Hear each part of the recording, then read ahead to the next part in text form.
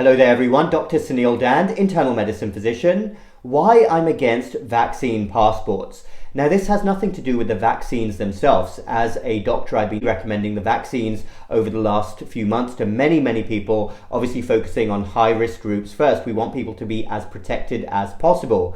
This has to do with societal and practical concerns regarding vaccine passports and why they may not work. And I want to focus on three big reasons here. Number one, civil liberties. If we're talking about restricting people from doing certain everyday activities on the basis of them having a vaccine passport or not, that obviously raises enormous concerns and questions right away. And I'm looking at this from a completely middle-of-the-road standpoint, irrespective of my own views as a doctor. But we have to get back to the fact that if we live in a Western country, we are guided by certain principles and our nations are free and democratic, and people do have certain choices. And you could make the argument that, okay, well, previously we've needed vaccine passes or proof of vaccine certificates to get into schools and colleges. But if we're talking about traveling and doing everyday things such as going to a restaurant, that takes things again to a whole different level. And I can tell you from a medical standpoint, there may be reasons why people haven't been vaccinated. Perhaps people have certain medical conditions, or they've had side effects to the first shot and haven't got the second shot. I mean, what would you do with all these people? There may also be religious exemptions. That again gets back to the civil liberties issue.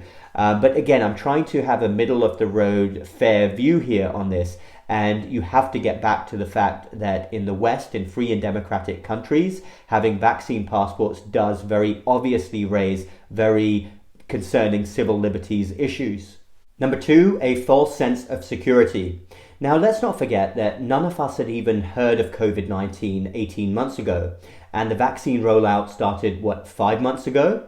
What we know so far, we're getting new data all the time. We want the vaccine to be as effective as possible. I'd love it if it was 100% effective, but in reality, it's not going to be. And we already know we've seen breakthrough cases of COVID-19, and we know that no vaccine out there will ever guarantee against asymptomatic spread. You could theoretically be carrying a few virus particles in your nose, for instance. Add to that the concern about new strains and variants, and of course, the vaccines will work differently in different people. Some people may not respond as well. All of these things are scientific facts. And my concern is that a pure vaccine passport may lure people into a false sense of security.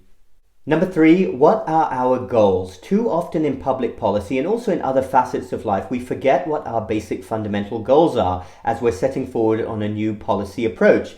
The goals of a vaccine passport are simple. We want to stop the spread of COVID-19.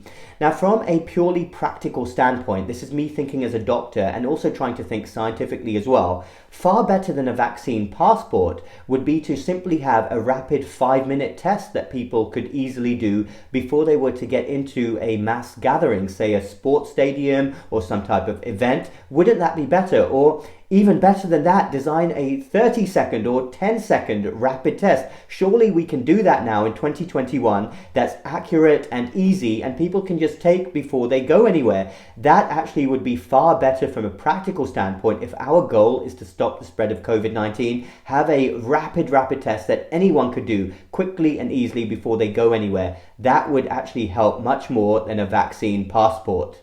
So for those three reasons, I as a doctor don't agree with vaccine passports right now or even think that they will work. Number one, civil liberties in a free country. Number two is luring us into a false sense of security. And number three is failing to achieve the goals that they set out to achieve.